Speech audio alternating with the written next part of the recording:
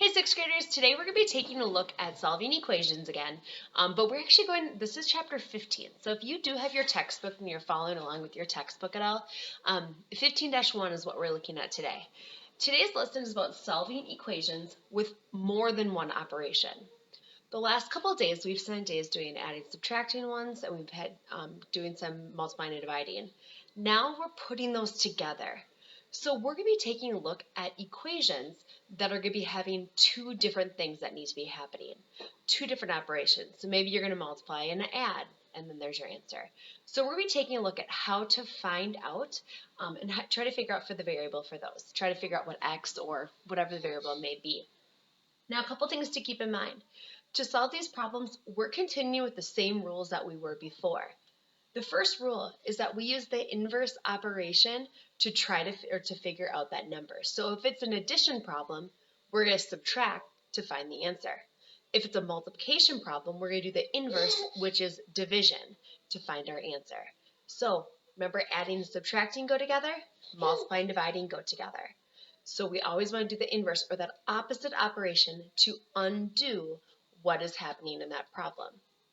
Now, other thing, the goal is still the same as before. Our goal is to get the variable all by itself on one side of that of the equal sign. So variable by itself. Now to do this, we have a couple different steps. First thing that we're going to do is we're always going to do our adding and subtracting first.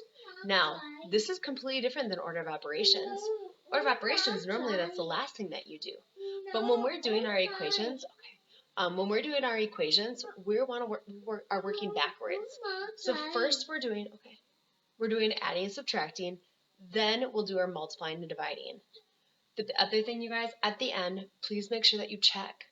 Plug that number in for the variable and see if that's what's going to be working. Okay, that's a great way to kind of check your work at the end to make sure that you're doing it correctly.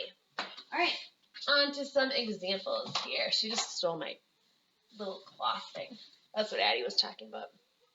All right, here we go. So if we're taking a look at this one, we're going to go 25 equals 11g plus 3. Now, in this example, like I was saying, you guys, we're going to do adding and subtracting first, and then multiplying and dividing. So we want to take care of this addition part first. To do that, we want to get rid of this. So we're going to do our opposite operation. We're going to subtract 3. When we subtract 3, that part cancels out. But remember, whatever we do to one side of the equal sign, we have to do it to the other side. So we're going to subtract 3 on this side as well. Now we have 22 equals 11g. Now we have a multiplication problem. Remember, to find out our answer, we're going to do the opposite. We're going to divide. We're going to divide by 11 on this side, divide by 11 on this side, and g is going to equal 2.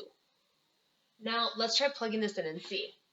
11 times g, or 11 times 2, is 22, plus 3 equals 25. So yes, that does check out. It does work. Okay, really important to look at the end, make sure, yes, does that work or not. Now, on your sheet, you guys, you are just able to write that number 2. You're filling out a form again for this worksheet. Just write the answer in there, and that will be enough for showing your work and putting your answer in there. All right. Sorry, this might look kind of gross now, but that's okay. All right. X over 7 minus 3 equals 4. Now, you guys, on the worksheet, you might see that x over 7, or you might see it as x divided by 7 minus 3. Same thing, okay? That fraction line is going to be counting as our division sign. Okay, so you'll either see it like this, or you'll see it written out vertically like this with a division sign. So here, we want to take care of our addition and subtraction first. So we're going to want to get rid of this minus 3. To do that, we're going to add 3. And now that's canceled out. If we add 3 on one side, we have to add 3 on the other side. Hold on, Evie. Now we have x over 7 equals 7. Remember, this is the same thing as a division problem. This is saying x divided by 7. So we need to do the opposite. We need to multiply 7 on this side. If we do that, we need to multiply 7 on this side, and x is going to equal 49. Now let's plug that in. If we have 49 divided by 7, okay, that's 7, minus 3, yes, that equals 4. That checks out. Okay? All right, let's do a couple more examples. Oh, man. Hey, Addie, can you see that Kleenex again? Can you bring it over here? Oh, here's one. Here's another one.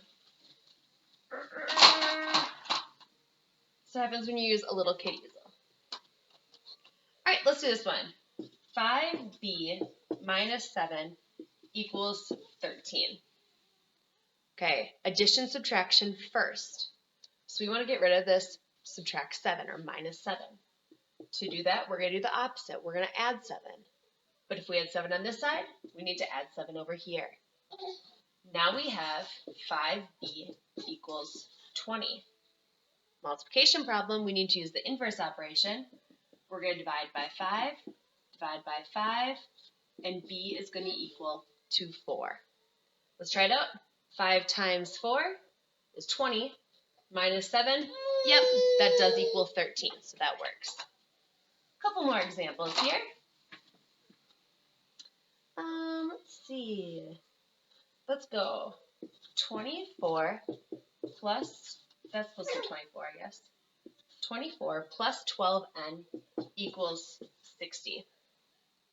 We want to take care of our addition and subtraction first. We're going to subtract 24, and now that's gone. But we also have to do the same thing on the other side. Now we have 12n equals 36. Divide by 12. If we do it on one side, we have to do it on the other side. N is going to be equal to 3. Hello, Evelyn. Let's check that out. 12 times 3 is 36, plus 24. Yep, that's going to equal 60. Okay, so that one checks out.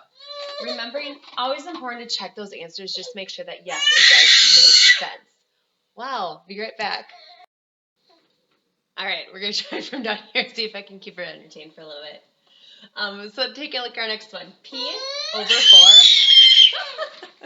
4, or divided by 4, plus 13 equals 21. Nope, she didn't like that. There we go. All right, so we got to do our adding and subtracting first.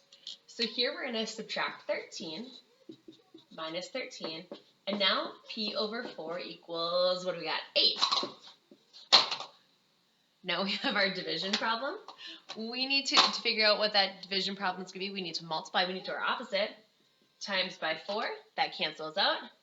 Times by 4. And P is going to be equal to 32. All right. We got one last example that we're going to be taking a look at here. Okay, now this one, wanted to go over this one because it's a little bit different when it comes to your worksheet. So let's take a look at it. Oh, yeah, you're okay. All right, so if we're taking a look at this example over here, we're starting with our adding and subtracting. We need to subtract 5, so now that's gone. If we do it on one side, we have to do it to the other side. Now we have 2m equals 1. Okay, we want to get m by itself. So we're going to divide by 2. M equals, now you guys have a couple different options for this one. You could write it as a fraction as 1 over 2. Or you could write as a decimal as 0.5. Okay, so that's going to be one of the problems on there. There'll be one that you can either write as a fraction or as a decimal. There's also one problem, as you guys are going through the worksheet, that is going to be a negative number, okay? So dealing with some positive, negative stuff. So we've done that already. You guys know the rules for those. So there is one that's going to be negative, okay? Couple more things. So your worksheet is going to be a form again. So you're going to fill it out on Google Forms. For that, you can just put the number in.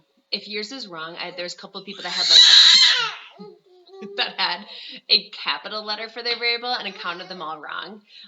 If that's the case, just shoot me a message. I will go through and I'll make corrections on those ones. However, all you need to do for your answer is put in just the number. That's perfectly fine. Sorry. Let's see what else I was going to say. Oh, use a calculator. Calculator is definitely your friend on this one. Most of the stuff is going to be basic facts, so you shouldn't need to. But it's perfectly fine if that's something that you guys want to use. And I think that's about it. If you have any questions, please make sure that you guys ask. One more thing, I mean, we just got notifications today that distance learning is going to be continuing for the rest of the year. So we will continue with math. If we stay like on track how we've been doing, we're actually going to finish the entire book, which is pretty cool because we don't always do that. So that's kind of my goal, is to keep going and work on it. Math is the one that we'll probably keep doing a lesson every day. There might be some project stuff in there too, but we'll just continue with the videos and the worksheets for now. All right. If you have any questions, let me know. Otherwise, I'll talk to you later. Bye.